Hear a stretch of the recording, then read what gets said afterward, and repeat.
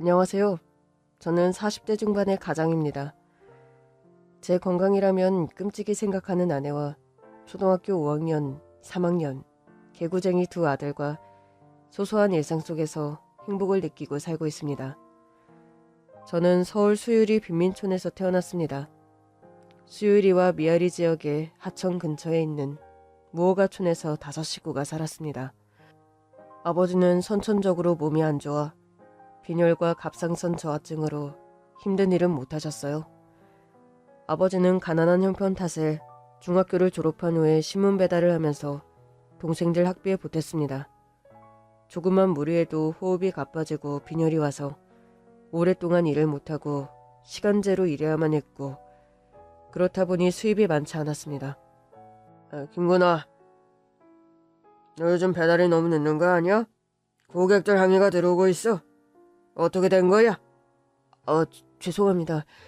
최근에 맡은 고객들 집이 언덕 쪽에 있어서 자전거 타고 가는 게 버거워서요.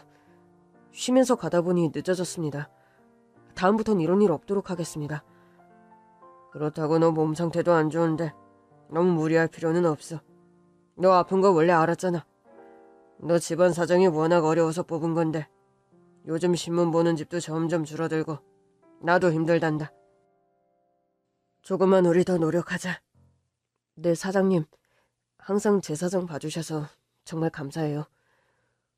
19살인 아버지는 체격이 왜소해서 한눈에 보면 중학생 정도로밖에 안 보였습니다. 오늘 오전 배달을 거의 끝내고 언덕 위에 있는 마지막 집만 배달을 끝내면 곧 퇴근이라 서둘렀습니다. 매일 저 언덕과의 싸움이네. 오늘은 잘 오를 수 있을까? 아버지는 힘겹게 자전거를 타고 비탈진 길을 오르고 있었는데요. 점점 온몸에 힘이 들어가면서 식은땀이 주르륵 흐르더니 순간 현기증이 나서 자전거와 함께 바닥으로 쓰러졌습니다. 이때 길 가던 여고생이 급하게 뛰어와 이봐요, 괜찮아요? 여학생이 다급하게 얼굴을 때리자 아버지는 겨우 정신이 들었습니다. 잠깐 제가 기절했나 봐요. 괜찮아요. 아니, 이 몸으로 어디 가려고 자전거를 타는 거예요? 병원에 가야죠. 저 도와주신 거 감사합니다. 가끔 이렇게 쓰러져요. 전 이만 일이 있어서 가볼게요. 다시 한번 감사합니다. 왜 그렇게 자기 몸을 안 챙겨요? 그렇게 쓰러질 정도면 몸이 안 좋은 건데 병원 가는 것보다 더 중요한 일이 뭔데요? 제 건강보다 중요한 건 저희 가족의 생계예요. 전 이만.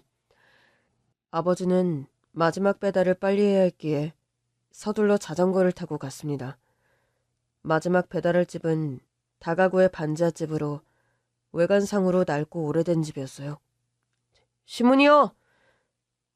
이때 이 집 쪽으로 사람이 걸어오더니 아까 그분 맞죠? 여기 사셨군요. 신기하다. 이런 우연이. 급하다는 일이 신문 배달이었구나. 맞네, 급한 일. 저희 고객이었군요. 보니까 고등학생 같은데 몇 학년이에요? 고3이요. 보니까 그쪽도 제 나이 또래 같은데? 맞아요. 19살이에요. 학교 다녔다면 고3이겠네? 나랑 동갑이니까 말 놓을게. 넌 학교 안 다녀? 아까 가족들 생계 때문에 돈 벌어야 된다고 했지? 많이 힘들겠구나. 돈 버는 거 재밌어. 내가 번 돈으로 동생들 좀 더 좋은 환경에서 공부할 수 있으니까. 동생들 뒷바라지하는 게 보람돼. 그렇구나. 나도 비슷해. 우리 집 봐서 잘 알겠지만 반지 앞방 2칸짜리에 5식구가 살고 있어. 가난한 집에서 태어난 이상 난 가난해서 못 벗어날 것 같아. 아무리 대학 가고 공부해봤자 난 가난할 거라는 거지. 그래서 대학 안 가고 공장에 취직하려고. 부모님은 좋아하셔. 내가 돈 번다니까. 너희 집 형편도 어려운가 보구나. 참. 나 빨리 가봐야겠다. 다음에 또 보자. 그래, 몸 조심해. 또 쓰러지지 말고. 알았어. 아버지는 그 여학생과 만나 소개기도 하고 많이 가까워져 연인 사이로 발전했습니다. 여학생은 졸업 후에 공장에 취직했고 가난한 집에서 빨리 탈출하기 위해 아버지와의 결혼을 서둘렀습니다. 두 분 다 집안 형편이 어려워 경제적인 지원을 못 받고 혼인신고만 한 채 수유리 빈민촌 단칸방에서 신혼살림을 차렸습니다. 결혼식도 못 올리고 집도 단칸방이라 당신한테 미안해. 무슨 결혼식이 뭐가 중요해? 우리 두 사람 서로 사랑하고 예쁜 아들, 딸 낳고 오래오래 지지고 볶고 같이 있는 게 중요하지. 내가 그때 말했던 것처럼 우리는 둘 다 가난을 되물려 받아서 부자는 되기 어려울 거야. 난 돈보다 당신 건강이 우선이야. 내가 당신하고 결혼 결심한 이유가 뭔지 알아? 당신 병 고쳐주고 싶어서 그랬어. 가족들 위해서 희생만 하지 말고 당신도 보살핌 받을 자격 충분히 많아. 나 같은 남자한테 시집와줘서 정말 고맙다. 앞으로 너 우는 일 없도록 행복하게 해줄게. 비록 부모님은 경제적으로는 넉넉하진 않았지만 동갑내기라 친구처럼 서로 아껴주면서 사랑하는 모습이 정말 보기 좋았습니다. 이듬해 저를 낳고 연년생으로 동생 2명이 생겼습니다.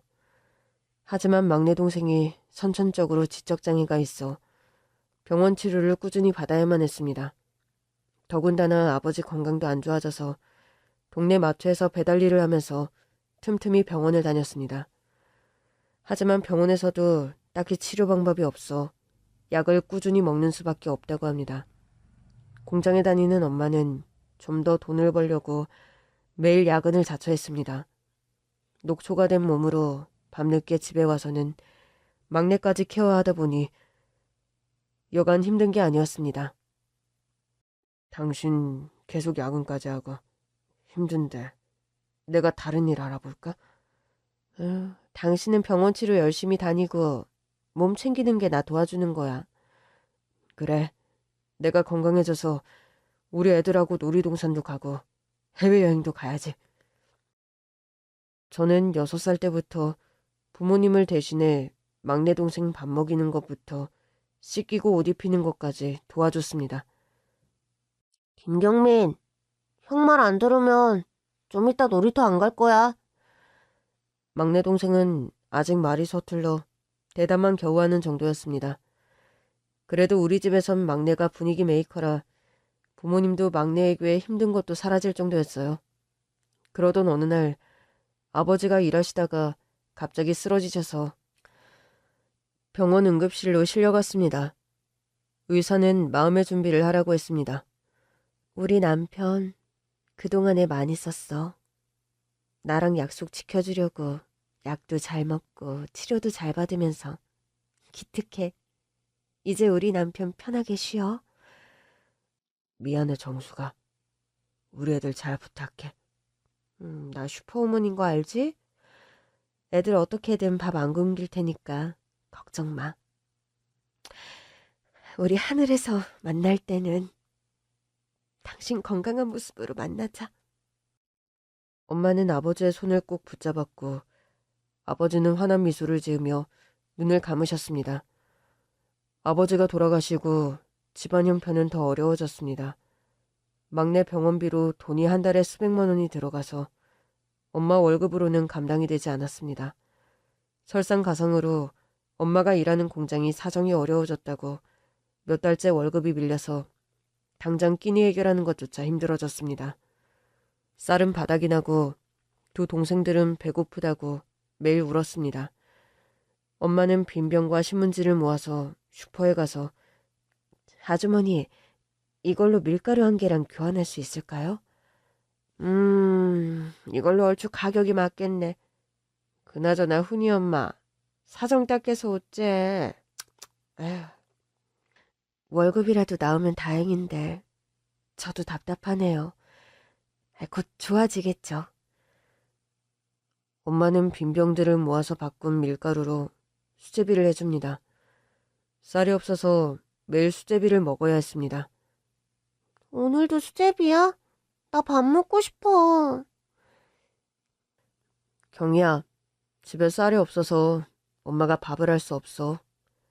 오빠가 나중에 돈 많이 벌면 우리 경희, 경민이 쌀밥 원 없이 먹게 해줄게. 오늘은 우리 수제비 맛있게 먹자. 그래, 엄마 곧 돈 많이 벌 거니까 조금만 참자. 자, 많이들 먹어. 저희들 그릇엔 수제비를 듬뿍 담아주면서 정작 엄마는 국물만 드시더라고요. 엄만 왜 수제비 안 먹어? 아, 엄마는 배불러. 너희들 많이 먹어. 모자라면 더 있으니까 많이 먹어야 돼. 아, 우리 경민이 잘 먹네.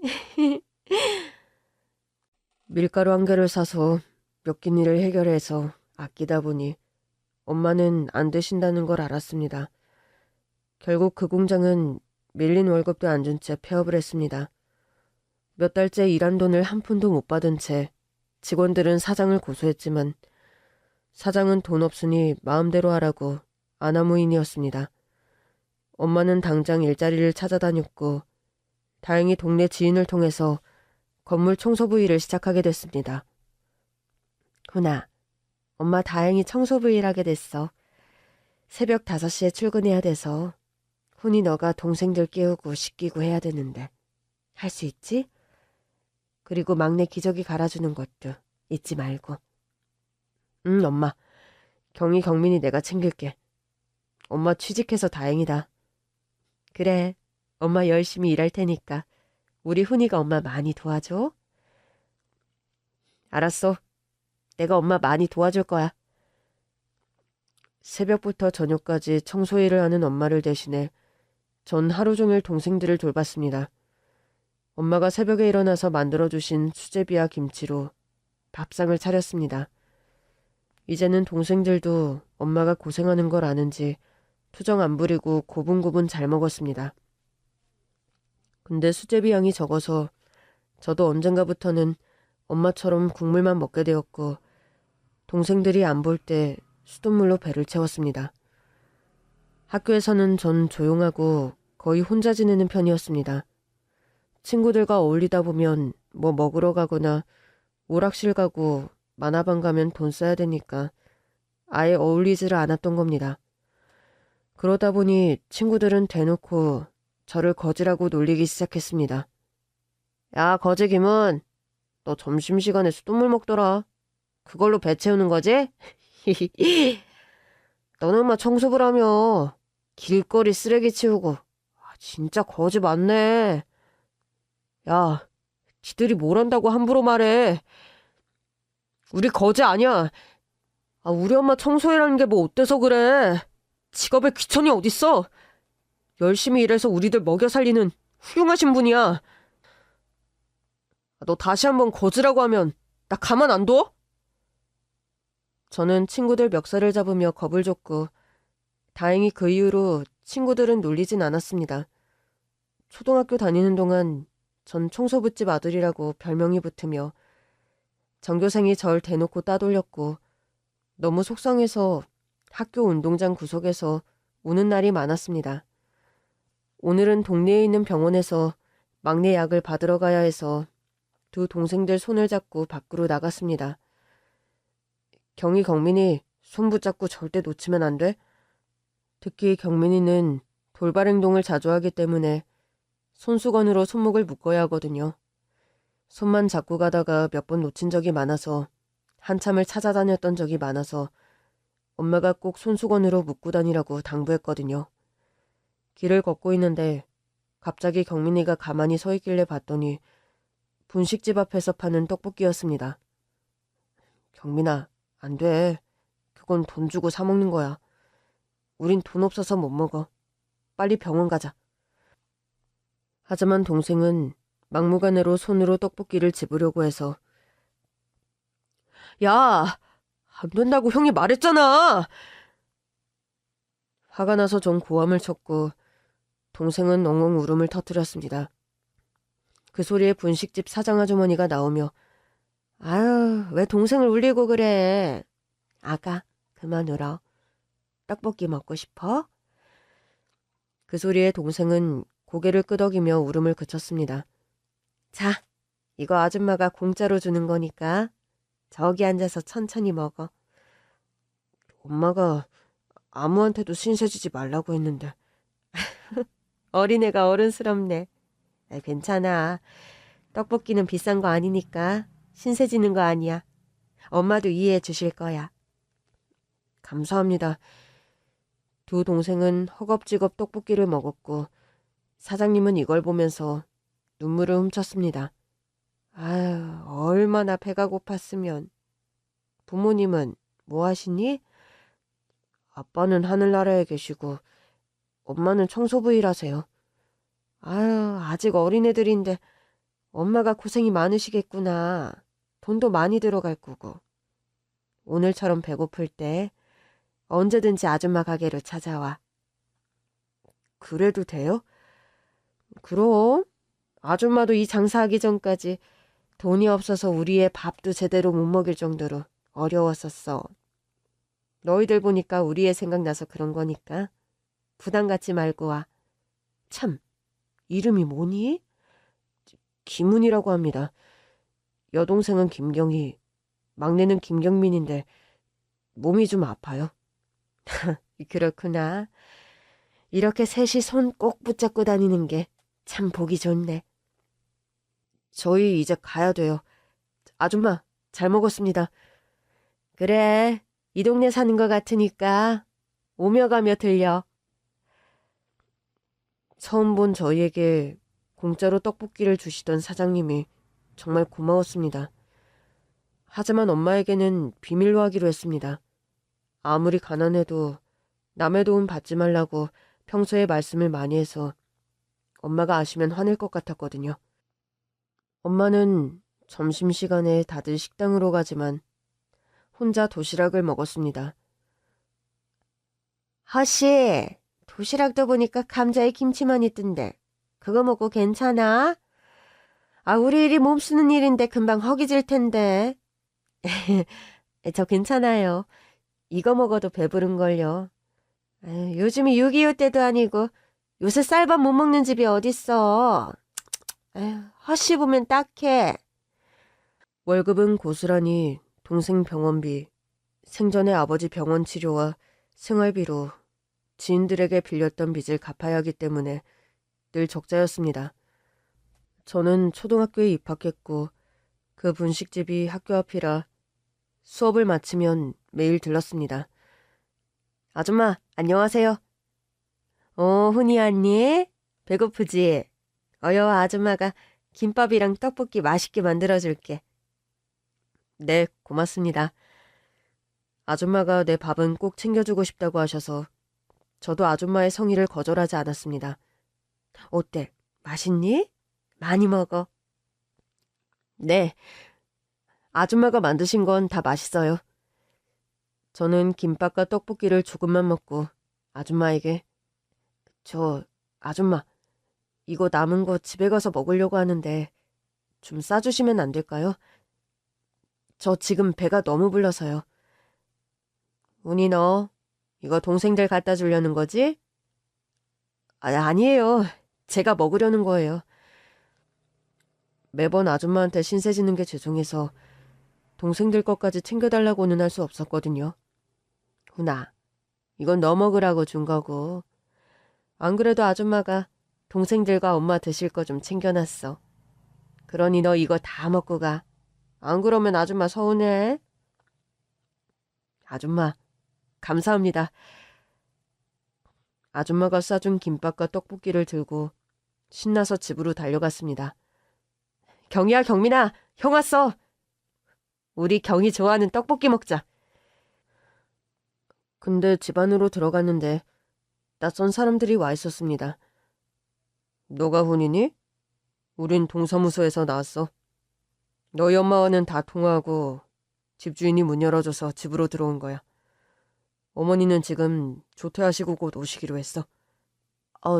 네. 근데 무슨 일이에요? 우리가 주민실태 조사를 하다가 훈이 집 형편이 많이 어려운 걸 알게 되었어. 그동안 충분히 지원을 받을 수 있었는데 엄마가 신고를 안 하셨더라고. 그래서 이번에 엄마와 통화해서 상의를 드렸더니 우리 도움을 받으시기로 하셨어. 어떤 도움인데요? 지금 엄마 수입으로는 아이 3명을 양육하기가 힘드신 상태야. 특히 막내 동생은 지적장애에 호르몬 이상의 희귀병이 있어서 이렇게 집에서 돌보는 게 한계가 있어. 그리고 지금 토건 치료하고 있다고는 하지만 호르몬 주사 맞고 치료비가 상당히 많이 들어. 그래서 경제적인 부담을 덜기 위해서 둘째 동생 경희를 입양 보내기로 했어. 입양이라면 경희가 다른 집으로 가는 거예요? 그래. 갑작스러워서 훈이 많이 놀랐구나. 뭔가 잘못되었을 거예요. 엄마가 허락했을 리가 없어요. 엄마가 항상 말씀하셨거든요. 아무리 가난해도 우리 식구 절대 헤어지지 말고 손 꼭 붙잡고 같이 살자고요. 엄마 오면 물어볼 거예요. 이때 엄마가 뛰어왔는지 숨을 헐떡이며 집에 들어왔습니다. 오셨어요? 제가 좀 늦었죠. 아닙니다. 안 그래도 지금 훈이한테 오늘 우리가 온 이유를 설명해줬어요. 훈이가 많이 놀란 것 같아요. 엄마, 이 아줌마 아저씨가 경희 데리러 왔대. 뭐 잘못 알고 오신 거지? 훈아, 엄마가 다 설명할게. 엄마가 얼마 전에 머리가 너무 아파서 병원에 갔는데 뇌종양이래. 곧 수술을 받아야 한대.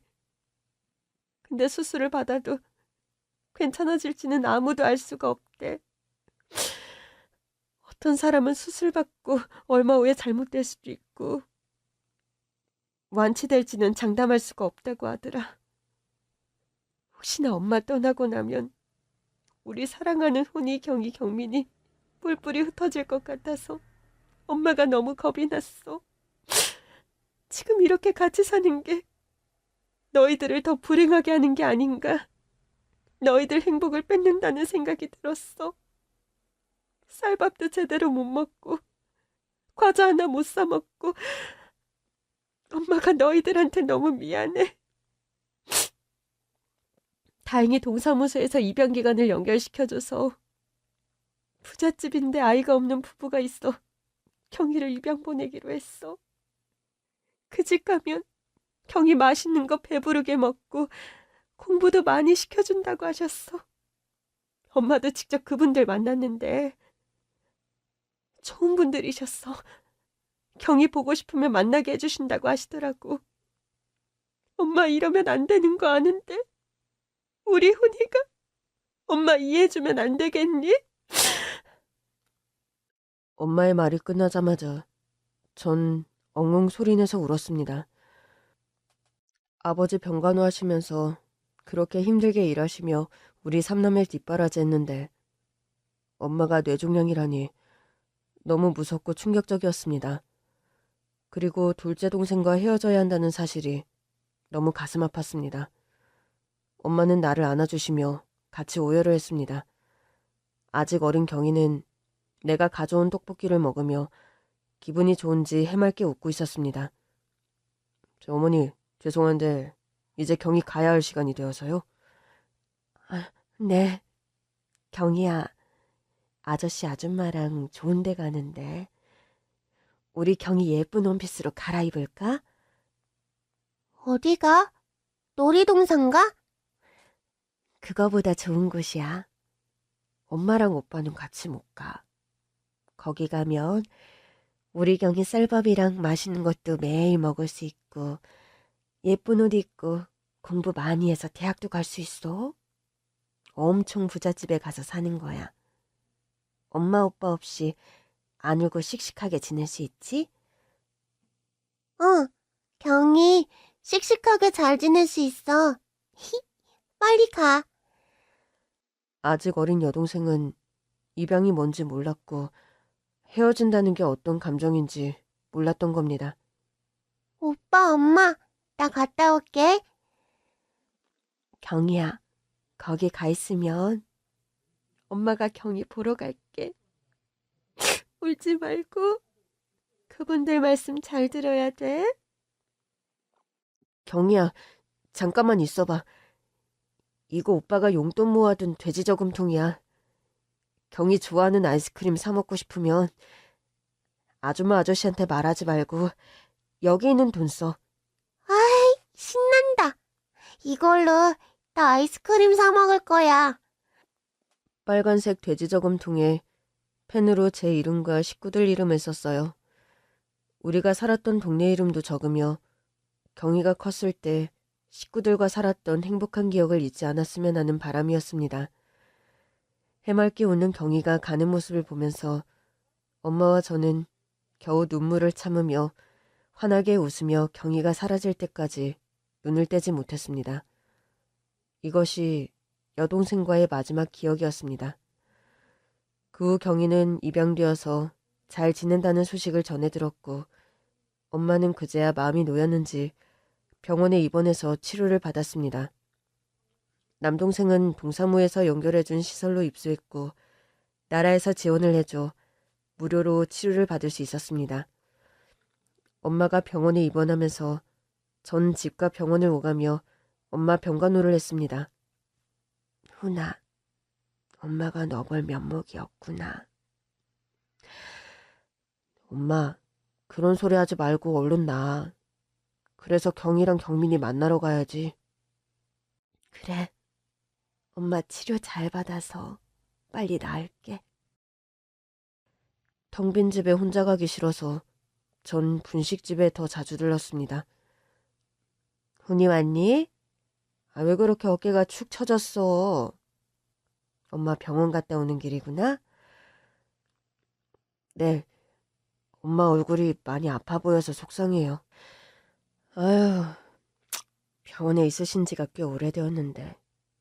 참, 배고프겠다. 오늘은 아줌마랑 같이 김치찌개에서 같이 밥 먹자. 아줌마가 해주시던 음식은 항상 따뜻했고 사랑이 가득했습니다. 그걸 먹고 나면 마음이 배부르다는 느낌이었거든요. 그 느낌을 어떻게 설명하는지는 모르겠지만 마음이 꽉 차고 따뜻해졌습니다. 제가 초등학교 6학년이 될 때까지 제 끼니를 챙겨줄 뿐만 아니라 제 든든한 울타리가 되어주시던 아주머니는 집에 갑자기 일이 생겼다면서 분식집을 정리하고 다른 곳으로 이사를 가셨습니다. 곧 다시 연락하겠다고 하셨는데 그 이후로 소식이 끊겼습니다. 중학생이 된 저는 엄마 병원비를 벌기 위해 아침에 우유 배달을 했습니다. 새벽에 배달을 하고 등교를 하고 학교 마치면 또 배달을 했어요. 우유 배달을 하게 된 건 우유를 마음껏 먹을 수 있어서 그걸로 세 끼를 해결할 수 있었기 때문이었습니다. 저녁에는 크림빵 하나를 사서 우유랑 먹으면 이보다 행복할 수가 없었습니다. 그리고 주말마다 전 딸기우유, 초코우유, 바나나우유에 빵을 사서 남동생이 있는 시설로 찾아갔습니다. 경민아, 형 왔어. 경민이 얼굴에 살 붙었네. 밥 잘 먹고 잘 지내고 있나 봐? 응, 경민이 밥 많이 먹어. 그럼 밥 많이 먹어야 건강하고 앞으로 훌륭한 사람 되는 거야. 이거 경민이 좋아하는 우유 가져왔어. 종류별로 천천히 먹어. 이거 한꺼번에 먹으면 배탈 난다. 큰일 나? 응, 바나나 우유는 아침에 먹고, 딸기 우유는 점심 때 먹고, 초코 우유는 저녁에 먹을게. 우와, 경민이 똑똑해졌네. 아침, 점심, 저녁이 무슨 뜻인지 알아? 나 바보 아니야. 선생님한테 다 배웠어. 그동안 경민이는 전문적인 교육을 받아서 어휘력이 많이 늘었습니다. 훈아, 어머니 계속 병원에 계시지? 어머니와 상의할 일이 있는데 지금 편찮으시니 전화할 수 없어서 너한테 얘기해야 할 것 같아. 네, 선생님. 혹시 경민이가 무슨 사고라도 쳤나요? 아니, 그런 게 아니고 경민이 치료 비용을 나라에서 지원해 주는 게 올해면 끝나. 내년부터는 경민이 여기서 지내는 비용을 직접 부담해야 돼. 지금 어머니 상황이 경민이를 돌볼 수 있는 것도 아니고 퇴소하는 것보다는 경민이 여기서 지내는 게 나을 것 같은데. 아무래도 돈이 부담되실 거야. 아, 그렇군요. 엄마와 상의해 볼게요. 엄마한테 말씀드리면 신경 쓰실까봐 경민이 얘기를 하지 못했습니다. 며칠을 고민하다가 저 혼자 결론을 낸 게 올해 중학교 졸업을 하면 돈을 벌기로 마음을 먹었습니다. 중학교를 졸업하고 전 공사장에서 막노동, 중국집 배달일에 택배일까지 여러 일을 동시에 했습니다. 그나마 그렇게 번 돈으로 엄마와 동생이 좋은 치료를 받을 수 있기에 몸이 부서져라 힘들게 일해도 기분 좋았습니다. 공사장에서 오랫동안 일하면서 진급을 해서 20살 젊은 나이에 작업반장이 되었습니다. 일 잘한다고 알려지면서 저는 이례적으로 본사로 발령이 났습니다. 건설사 중에서는 꽤 큰 회사였고 중졸인 저를 파격적으로 인사 발령한 겁니다. 월급은 현장에서 일하는 것보다 2배나 많아서 그게 제일 기뻤습니다. 엄마는 다행히 그동안 병이 호전되었고 병원비가 부담된다며 퇴원하겠다고 하셔서 지금은 집에서 지내면서 통원 치료를 하고 있습니다. 본사에서 일한다고 하니 엄마는 눈물을 흘리면서 좋아하셨어요. 우리 훈이 그동안 엄마랑 동생 돌보느라 고등학교도 못 가고 고생했는데 이렇게 좋은 직장에 들어가니 엄마가 너무 좋구나. 나도 엄마가 예전보다 많이 좋아지셔서 얼마나 좋은지 몰라. 일할 때도 막 힘이 나. 오늘 저녁은 엄마랑 무슨 반찬해서 먹을까? 엄마 좋아하는 거 뭐 사갈까 하면서 말이야. 나 돈 많이 벌어서 우리 세 식구 좋은 집에서 같이 살 거야. 그리고 소식 끊긴 경희도 찾을 거야. 그래. 우리 식구 이제 다 같이 살자. 엄마 병원에 있는다고 경희 찾아가지도 못했는데 그 사이 이사 가서 소식도 모르고. 경희 너무 보고 싶어. 내가 꼭 찾을 거니까 엄마 걱정 마. 저는 본사에서도 실력을 인정받아 빨리 진급을 했고 그 후 같은 회사의 동료 직원과 결혼을 했습니다. 아내는 외국 유학까지 갔다 온 재원으로 중졸인 저의 학력과 어려운 가정 형편을 상관하지 않았고 저에게 든든한 지원군이 되어주었습니다.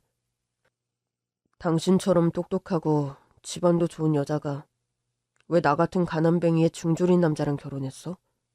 난 항상 그게 미스터리야. 사람 좋아하는데 조건이 뭐가 중요해요? 전 당신한테 제 인생을 투자한 거예요. 본사에 있다 보면 현장 얘기를 많이 듣게 되는데 직원들 사이에서 당신 얘기를 많이 하더라고요. 17살 때부터 공사 현장에서 일하면서 반장 일도 척척 잘한다고요. 회사도 당신의 능력을 본 거죠? 가장 실무 경험도 많고 대처 능력이 좋아서 지금까지 해결한 일도 많잖아요. 그런 당신이 본사로 발령나서 직접 옆에서 보니까 단순히 소문이 아니구나. 이 남자는 정말 큰일을 할 사람이다 라는 게 느껴졌죠. 이런 남자라면 좋은 남편, 좋은 아빠가 되겠구나. 배울 점이 많은 사람이구나. 다른 여자가 낚아채기 전에 내가 잡아야지 그랬죠? 어우, 누가 다 뜨거워서 얼굴이 화끈거리네. 나 그냥 평범한 사람인데 너무 좋게 봐주는걸? 아내는 현명한 사람이었고 앞으로 더 큰일을 하려면 기본적인 학력은 갖춰야 무시를 안 당한다면서 고등학교 검정고시와 대학 입시까지 직접 다 알아봐주며 졸업을 무사히 하게 되었습니다. 직장 다니면서 야간대학 경영학을 전공했고 아내의 도움이 컸습니다. 여보, 당신 능력이면 일반 직장인으로 있기보다 직접 회사를 운영해보는 건 어때요? 어휴, 당신도. 우리가 무슨 돈이 있어서 한두 푼 드는 것도 아니고. 전부 작은 사무실에서 직원 몇 명 두고 그렇게 시작해요. 사실 아빠가 먼저 얘기 꺼내신 거예요. 당신 능력 키워보라며 경제적으로 지원해 주시겠다고 하시더라고요. 대기업 임원으로 지내다 정년 퇴직하신 장인어른 집안은 경제적으로 풍요로운 편이었고 결혼할 때 저희 엄마와 제가 살 집을 마련해 주셨습니다. 장인어른의 사업 권유는 솔깃한 제안이었고 저도 사실 제 사업을 하고 싶다는 생각은 오래전부터 했었습니다. 처가의 도움으로 건설사 회사를 운영하게 됐습니다. 장인어른은 사업 자금을 주면서 부담 없이 쓰라고 했지만 저는 이 큰 돈을 덥석 받을 수 없었고 곧 갚겠다는 약속을 하며 융통했습니다. 배고파 수돗물로 배 채우던 내가 고생한 끝에 건실한 기업 오너가 되었던 겁니다. 처음엔 저와 직원 3명이 20평도 안 되는 작은 사무실에서 시작했고 점차 입소문이 나면서 의뢰가 많이 들어오면서 회사는 점점 확장했습니다. 그러면서 회사 4억 빌딩까지 짓게 되었고 직원은 1000여 명으로 늘어났습니다. 저는 오너지만 현장에서 일하던 습관이 아직도 남아 수시로 지방도 마다하지 않고 건설 중인 현장 방문을 직접 하곤 했습니다. 대표님 오셨습니까? 아니 멀리까지 오시느라 고생하셨습니다. 다들 이 더운 날 현장에서 일하시기 고생 많으십니다. 오늘 복날이라 제가 삼계탕찜 예약을 했으니까 마음껏 드시고 오늘은 쉬엄쉬엄 일하십시오. 특히 일하실 때 안전사고 정말 조심하시고요. 아유, 저 감사합니다. 늘 인부들 신경 써주셔서 저희가 몸둘 바를 모르겠네요. 저희 회사를 위해 일해주시는 고마우신 분들인데 당연히 신경 써야죠. 자, 지금 일손 놓으시고 삼계탕 먹으러 갑시다. 전 최대한 작업 인부들의 고충을 덜어주고 어려움은 없는지 현장에서 얘기를 많이 들어주는 편이었습니다. 그리고 고등학생, 대학생 자녀를 둔 직원들은 학자금을 지원해주고 지방 경조사에는 보너스도 제공했습니다. 그러다 보니 인부들의 근속 기간이 길어지고 회사에 대한 자긍심도 높아졌습니다. 여러분, 쥐꼬리만한 월급에 일만 많이 시키니 다들 불만 많으시죠? 저도 웬만하면 돈 팍팍 올려주고 싶은데 그렇게 돈 올려주다간 회사 망해요. 회사가 건실해야 여러분도 있는 거 아닙니까? 저는 최대한 회사가 어렵지 않게 잘 운영하면서 여러분들의 복지에도 신경을 쓸 겁니다. 여러분이 없으면 또 회사도 없는 거니까요. 대표님 앞에라 하는 얘기가 아니라 우리 회사처럼 복지 좋은 회사가 어디 있어요? 우리 딸내미 대학 입학했다고 1년치 등록금을 주시고 김씨 장모님 암 수술하실 때 병원비도 부담해 주셨잖아요. 이건 회사가 아니라 자선사업인 거죠. 이렇게 잘해 주시는데 저희가 당연히 회사를 위해 열심히 일해야죠. 저희들 늘 회장님께 감사하면서 일하고 있습니다. 그런 얘기를 들으니 제가 잘 살고 있구나. 기분이 좋은걸요?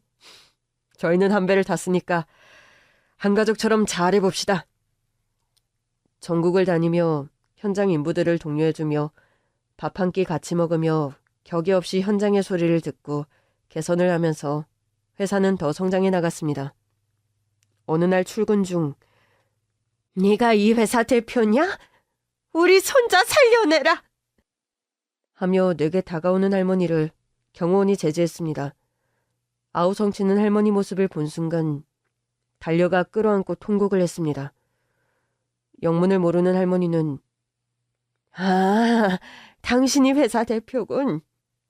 근데 지금 뭐 하는 거야? 이러면 내가 화가 꺾일 줄 알아? 아주머니, 저 모르시겠어요? 훈이에요. 아줌마가 만들어주시던 떡볶이며 김밥 먹었던 훈이요. 훈이라고? 아유, 맞네. 눈 밑에 점도 그대로고 어릴 때 얼굴이 남아있어. 아유, 우리 훈이를 여기서 만나다니. 아유, 훈아. 할머니는 이제야 저를 알아보셨습니다. 빈민촌에 살면서 가난했던 어린 시절에 끼니를 챙겨주시던 동네 분식집 사장님이었던 겁니다. 건물 고층에 있는 제 집무실로 모시고 와서 아줌마, 그동안 어떻게 지내신 거예요?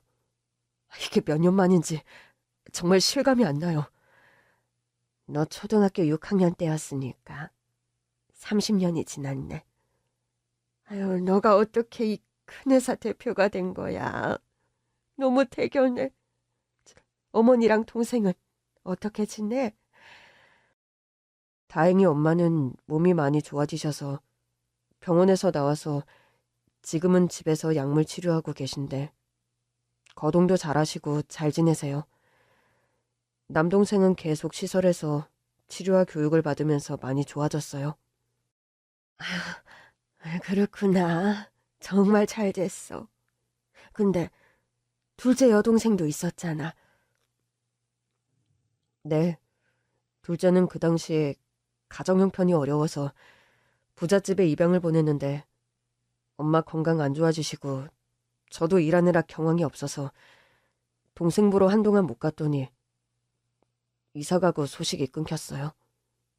계속 동생 있을 만한 곳 수소문해서 찾고 있는데 아직 못 찾았어요. 아휴, 많이 속상하겠구나. 근데 아줌마는 그때 집에 급한 일이 있다면서 가게 정리하시고 가셔서 연락이 안 되더라고요. 어떻게 지내신 거예요? 아, 그동안에 일이 좀 많았어. 할머니는 차분히 옛날 얘기를 꺼내셨습니다. 30년 전 혼자서 분식집을 운영하던 아주머니는 결혼한 후 아들을 낳고 1년 후 지병으로 남편이 세상을 떠났습니다. 아들과 먹고 살기 위해 리어카에서 군고구마 장사를 했습니다. 영하 10도가 넘는 혹한에 갓난아이를 얻고 장사를 하면서 손과 발이 꽁꽁 얼 정도였습니다. 애기 엄마가 고생이 많네요. 이 고구마 다 주세요. 그리고 얼른 따뜻한 데로 들어가세요. 애기 감기 걸리겠어요. 아, 감사합니다. 선생님 덕분에 오늘 우리 애기 분유 먹일 수 있게 됐어요. 손님들은 아이가 불쌍해서 일부러 고구마를 사줬고 근근히 생활을 할 수 있었습니다. 군고구마 장사를 하면서 모은 돈으로 리어카를 사서 동네마다 다니며 채소와 과일을 팔았습니다. 자, 신선한 채소 구경하고 가세요. 새벽에 밭에서 직접 딴 거라 맛도 좋고 가격도 마트보다 훨씬 싸요. 많이 사면 덤으로도 줘요. 장사 수완이 좋았던 아주머니는 조금씩 돈을 모을 수 있었고 단칸방에서 방 2칸짜리 집으로 이사를 갔습니다. 아들은 어릴 때 아주머니 리어카를 밀어주고 아주머니 장사하는 걸 따라다녔는데요. 그러던 어느 날 사춘기에 접어든 아들은 채소 장사를 하는 엄마를 친구들과 지나가다 길가에서 우연히 마주쳤습니다. 민규야, 학교 마치고 오는 길이니? 얘들아, 내가 떡볶이 쏠 테니까 먹으러 가자. 아들은 엄마를 부끄러워했어요. 안녕하세요. 저희 민규 같은 반 친구예요. 그래, 다들 민규랑 친하게 잘 지내. 이걸로 맛있는 거 사 먹어. 네, 감사합니다. 아들은 엄마가 건네준 10,000원짜리를 고개를 푹 숙이며 받아서는 도망치듯 뛰어갔습니다. 그 이후로 아줌마 아들은 반항적으로 변해서 나쁜 친구들과 어울려 다니며 사고를 치며 다녔습니다. 결국 고등학교 때 퇴학을 당한 후 가출을 했고 그 이후로 아들 소식을 들을 수 없었습니다. 그렇게 소식을 모른 채 살면서 아줌마는 그동안 장사하면서 적금 든 돈으로 작은 분식집을 인수하게 되었습니다. 평생 아들만 그리며 가슴에 못이 박힌 채 힘들게 지내던 터에 어린 저를 만나면서 아들 생각을 하며 눈시울을 적셨던 겁니다. 그래서 더 저한테 잘해주셨고 가족 없이 혼자 지내며 외로웠던 아줌마는 저를 통해 위로를 얻었던 겁니다. 그러던 어느 날 아주머니에게 갑자기 전화 한 통이 걸려왔고 찾아간 곳은 산부인과 병원이었습니다. 거기에는 집 나갔던 아들이 있었던 겁니다. 너 민규 맞니? 우리 아들 맞지? 엄마 잘 지냈어? 아픈 데는 없어? 엄만 잘 지내. 넌 어떻게 지냈어? 난 그냥저냥 지냈어. 엄마한테 전화한 건 나 좀 도와줘야 될 것 같아. 여자친구가 아이를 낳았는데 우리 아직 돈도 없고 애 키울 형편이 안 돼. 엄마가 맡아줘. 그래, 걱정 마. 같이 살면서 너희들은 맞벌이로 일하면 엄마가 아이 봐줄게. 아니, 이제 나 결혼 같은 거 안 해. 갑자기 아이가 생긴 거고 난 필리핀에 돈 벌러 갈 거야. 아는 형님이 거기서 수산업을 하는데 도와줄 사람이 필요하다고 해서. 그럼 애기 엄마는 어떡하려고? 나 좋다고 쫓아다녔던 애였는데 그래도 착한 애야. 나 때문에 인생 망치게 할 수는 없으니까 다른 남자 만나서 결혼하라고 잘 타일렀어. 아이는 내가 애 아빠니까 책임지겠다고 하니까 펑펑 울더라고. 엄마, 그래서 말인데 저 애가 고아라 가족이 없어. 혼자 먹고 살 수 있게 돈이라도 주고 싶은데 내가 지금 빈털털이라 엄마가 돈 좀 줬으면 해서. 그래, 돈 걱정은 마. 가게 내놓으면 되니까 조만간에 통장으로 붙여줄게. 그렇게 갑자기 연락 온 아들을 위해 분식집 한 돈을 주고 아주머니는 고향 시골로 내려가서 혼자 어렵게 손자를 키웠습니다. 필리핀에 가서 큰 돈 벌면 아주머니에게 받은 돈 몇 배로 갚아주겠다고 갔던 아들은 배사고로 세상을 떠났습니다. 아들을 잃은 슬픔에 한동안 식음을 전폐하던 아주머니는 그래도 손자 생각에 기운을 차릴 수 있었습니다.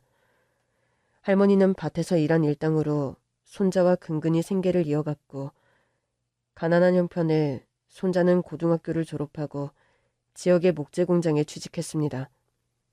할머니에겐 유일한 혈육이며 부모 없는 불쌍한 아이라 금이야 오기야 사랑으로 키운 귀한 손자였던 겁니다. 아주머니, 그동안 많이 힘드셨군요. 근데 아까 저한테 고함 지르면서 항의하시던 손자 얘기는 뭔가요? 우리 손자가 목재 공장에서 일하는데 이 회사에 물건을 대주는 하청업체라고 하더라고. 근데 이 회사에서 납기일 내에 빨리 목재를 납품하라고 재촉하는 바람에 우리 손자가 몇 날 며칠 밤샘 근무하다가 새벽 작업 중에 목재 컨베이어가 고장이 나면서 손자 머리에 떨어져서 지금 의식불명이라고. 네? 그게 언제 일인데요? 벌써 일주일 전이나 됐는데 이 회사에서 아무 조치를 안 해주는 거야. 내가 하도 답답해서 새벽 기차 타고 서울로 올라온 거 아니야. 우리 손자 저렇게 된 거 죄송하다 말 한마디 없고 보상도 없어. 이게 말이 되냐고. 아주머니, 제가 담당 부서 통해서 자세히 알아볼게요. 우선 고정하시고요. 새벽에 올라오시느라 힘드실 테니 제가 호텔 잡아놓을 테니까 식사하시고 조금 쉬시고 계세요. 그래, 훈아. 너만 믿는다. 우리 손자 꼭 좀 살려줘. 전 비서에게 연락해서 최고급 호텔을 예약하라고 했고 기사 딸린 차로 할머니를 호텔까지 모시게 했습니다. 전 담당 부서 팀장을 불렀습니다. 아까 그 일에 대해 묻고 싶은데요. 다친 직원 보호자분 얘기로는 우리 회사가 보상이며 사과조차 안 해서 화가 많이 나셨던데요. 이게 어떻게 된 일이죠? 대표님, 사실 그 회사는 저희 회사에 자재를 납품해주는 건 맞지만 그 업체 내부에서 일어난 사고가 저희 납품기일을 맞추기 위해 무리하게 일하면서 당한 사고로 직접적인 연관성이 없습니다. 이건 회사 고문 변호사를 통해서 확인한 사항입니다. 결론은 저희 회사는 법적으로 아무런 배상 책임이 없다는 겁니다. 박 팀장, 세상이 법으로만 살 수 있는 게 아닙니다. 어쨌거나 우리 회사를 위해 밤샘 작업하면서 힘들게 일한 사람이 사고를 당해서 의식불명이 된 겁니다. 도의적인 책임은 분명히 있습니다. 아니, 그걸 떠나서 그런 일이 있다면 사과 한마디는 해야 하지 않습니까? 어떻게 저 나이 드신 어르신이 지방에서 이 먼 서울까지 발걸음을 하게 하며 경비원한테 제지당하고 그런 취급을 당해야 하는 겁니까? 제 말이 틀립니까? 죄송합니다. 제가 일 처리를 잘 못해서 대표님까지 신경 쓰게 해드린 것 같네요.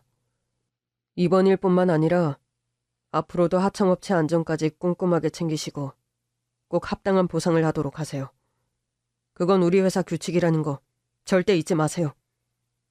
그만 일 보세요. 저는 할머니가 머물고 있는 호텔로 가서 아줌마, 푹 쉬셨어요? 훈아, 어떻게 됐어?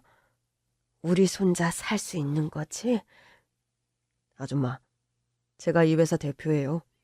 아무 걱정 마세요. 담당자와 얘기했고 제가 직접 일 처리하기로 했어요. 좀 쉬셨으면 지금 손자분 있는 병원으로 같이 가시죠. 아줌마 사시는 곳이 어디라고 하셨죠? 창원이야. 거기가 내 고향이거든. 저는 할머니를 모시고 차로 창원으로 갔습니다. 중환자실에 누워있는 손자를 보고 할머니는 오열을 했습니다. 저는 담당이를 만나서 환자 상태에 대해 물어보니 지금 환자 상태로 봐서는 저희 병원보다 정밀 뇌기계가 있는 전문 병원으로 옮겨야 합니다. 뇌에 큰 충격을 받아서 뇌신경을 자극했을 수 있습니다. 저희 병원 장비로는 그 원인을 찾아낼 수가 없거든요. 서울에 있는 뇌혈관 질환 전문 병원으로 즉시 옮겨서 수술 받아야 합니다. 네, 그럼 선생님이 그 병원에 연락을 취해 주시겠습니까? 비용은 신경 쓰지 마시고 최고 전문의로 소개 부탁드리겠습니다. 수술 및 담당 의사 전원에게는 저희 회사에서 개인당 억대 비용을 지불해 드린다고도 전달해 주세요. 네? 아니 그 정도까지 안 하셔도 되는데. 아닙니다. 저분은 제 도움을 받아도 충분히 되는 소중한 분이시니 정말 잘 부탁드립니다. 이동은 제 개인 전용 헬기로 이동하겠습니다. 의사와 면담을 끝내고 할머니에게 자초지종을 설명드린 후 제 전용 헬기로 손자를 태우고 창원에서 서울에 있는 병원으로 이송했습니다. 병원에 도착하자마자 전문 의료진이 꾸려졌고 자칫 생명이 위태로울 수 있는 위험한 수술이라 이 분야의 최고 권위자이신 의사들도 긴장을 하셨습니다. 바로 수술이 진행되었고 13시간여 만에 수술이 끝났습니다. 수술은 어땠나요? 수술은 잘 됐습니다. 환자분은 회복실로 옮겨졌고 조금 후면 깨어나실 거예요. 대표님 가족분도 아닌데 옆에서 같이 밤새시면서 대단하세요. 고생 많으셨어요. 정말 감사합니다. 복도 의자에 앉은 채로 잠깐 눈을 붙이고 있는 할머니에게 수술이 성공적으로 잘 끝났다는 소식을 전했습니다. 얼마 후 아유 현상아, 정신이 드니? 할머니, 제가 왜 병원에 있죠? 일하다가 사고가 있었어. 너가 머리에 충격을 받아서 수술을 했어.